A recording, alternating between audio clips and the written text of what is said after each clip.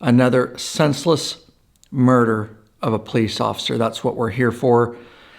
In this video, let me explain just a little bit. It's been a long week. I'm exhausted. If I don't look it, I'll tell you I am exhausted. But I wanted to throw the video camera up before I go into the weekend. It's Friday evening. I posted some stuff on Twitter, on Instagram, Facebook, some of you that follow me on those platforms. A little more in depth of my full-time police Leo job as a motorcycle officer. Of course, all of us here, for the most part, at Law Abiding Biker Media are still full-time Leos, and we do Law Abiding Biker Media also on the side full-time. But anyways, helping as many bikers, connecting as many bikers as we can worldwide. But a lot of you have asked me to do a little bit more in depth and share a little bit more about the Leo side of it. I have been doing it for 24 years. So there you go. I felt compelled, like I say, to throw the camera up, and we'll talk about this just a little bit. So what I was posting on Twitter and Facebook and Instagram was me getting ready for the funeral of a slain officer. Now, this officer was a deputy in Kittitas County, which borders our county, Yakima County. We're in the greater Yakima County area. And it happened very recently. So the funeral was this week. It was actually Thursday. So yesterday, I'm all off. It takes a little bit of a toll on you. Having done this for 24 years, I will tell you, I've been to a lot of police funerals, too many, and a lot that I couldn't go to. It happens all too often. So as a police motorcycle officer, you get called to a lot. This one was really close to home. And so you have motorcycle units and honor guard and, all that kind of stuff. Of course, everybody kind of steps up to the plate. So I do want to talk a little bit more about it, talk about the deputy, some of what's involved. I know some of you have followed it on your own. So let me dig in just a little bit deeper here. So let me start by just saying I did as much research as I could on this incident. I don't have any inside scoop on this. I've gathered via the internet and news sources. I've tried to combine those and get the most reliable to give you guys the information. So please forgive me if I'm slightly wrong on one fact or something like that. Deputy Ryan Thompson is his name, Kittitas County Deputy. Rest in peace. He was slain on March 19th, 2019. The way I understand it, the incident started with a reckless driver, and this happens all the time, and somebody called it in. So apparently he got behind that car and tried to stop it for the reckless driving, and a pursuit ensued. Kittitas City, there's Kittitas County, which he was a sheriff's deputy, and then there's Kittitas City. These are kind of rural areas, so to speak, and so you have multiple agencies helping each other, law enforcement agencies. And so Kittitas City, which is a very small city, I'm not even sure how many officers they have, but two of their officers, a one-car, two-man unit, eventually jumped in this pursuit.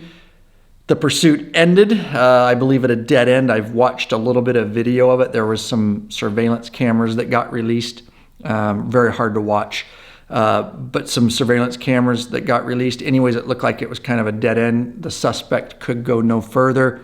At that time, the deputy was right behind and got out of his car and started taking gunfire immediately from the suspect. One of the Kittitas City officers, who Benito Chavez, I believe is his name, he got out of the car to back him up. He took a bullet in the femur. I think it shattered his femur. And he was actually on his FTO trip. If you don't know what FTO is, that's formal training officer. So he's a brand new police officer, very young. And he had an experienced officer with him, riding with him. So the young officer took a bullet to the femur. And the way I understand it, the other officer, of course, Deputy Ryan Thompson, was already down. and the FTO training officer was able to return fire and kill the suspect. So that's kind of some of what surrounded the actual incident. So obviously, Deputy Ryan Thompson didn't survive. Officer Benito Chavez, I believe he was flown to Harborview Hospital over in Seattle and underwent surgery, and he's going to make a recovery. It looks like, from the information I have, that's a blessing out of the tragedy, of course. So basically, this week I had to get ready for, just because we were gonna do a police escort. Tons of motorcycles come together. Of course, the night before, I take these very seriously, as every police officer does. Nobody likes to go to these funerals, and it's just so senseless. This murder is just absolutely, it makes no sense. But nonetheless, had to get ready, get everything. I spent hours shining my motorcycle up, really taking pride in that. The least we could do is show of force, to a brother, a fallen brother, and pay our last respects. So shine the motorcycle up, shine the boots, get everything looking, the uniform just right, and all that kind of stuff. Then it was up early in the morning to head to Ellensburg, Washington, which is in Kittitas County. That's about a half hour north of us. When we do these escorts as motorcycle officers, but we go up and we pre-ride it to make sure we know the route and what kind of traffic we're going to have to shut down. And there's a whole bunch of logistics that go into that. But we went up early, pre-rode it. We had a nice long briefing just for safety. I want to say we lined up and sat for a couple hours just waiting. We all wanted to be there ahead of time. And, out of tragedies like this, it also brings the law enforcement community together, so to speak. And you get to see a whole bunch of people that you haven't seen in a long time from all these different agencies. And so if anything good at all, at least that, where we get to see brothers we haven't seen in a long time, and it just makes that tight bond, basically. We lined up. I want to say there's probably the funeral was huge, but as was the procession, but I'm just talking police motorcycle officers. There was over 100, I must say. That's just a guesstimate. Big show of support, which is super important. And we escorted, and the funeral procession and all that. We were on the Central Washington University campus, is where the funeral was held. And once we got done with all that, of course, all the things you would think of a police funeral, and the bagpipes and, the saluting, and very militaristic if you've never been to one.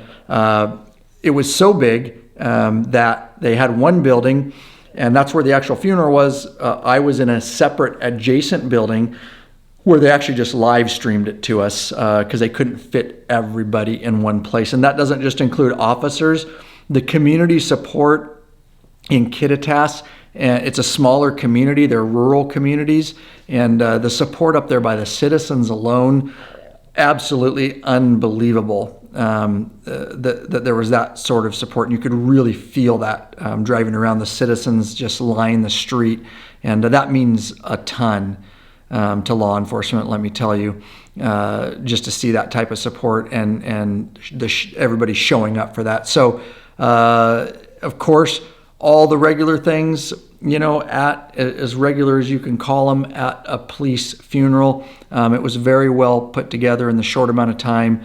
Like I say, it was an amazing funeral to just reflect on. I didn't know Deputy Ryan Thompson. I had never met him before, even though he's a county north. Some of those guys I know, but I didn't know him. And so just being able to sit there and get to know a little bit of who he was, that's a rather, emotional thing, so to speak.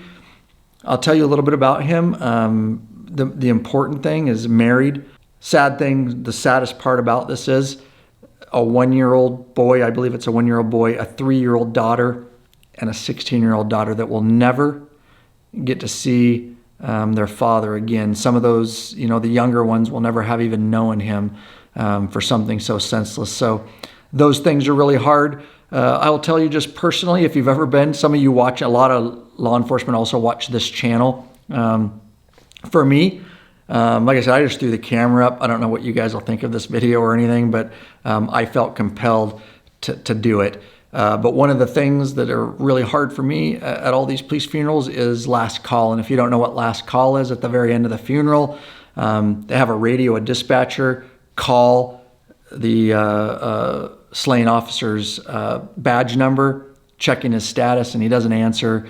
And they say it's basically a last call, and they sign them off on the radio for the last time. And I'll tell you, most police officers you talk to, that's one of the most difficult things. If you aren't choked up already, that will definitely choke you up. So, kick off 35-7. Kick off 35-7.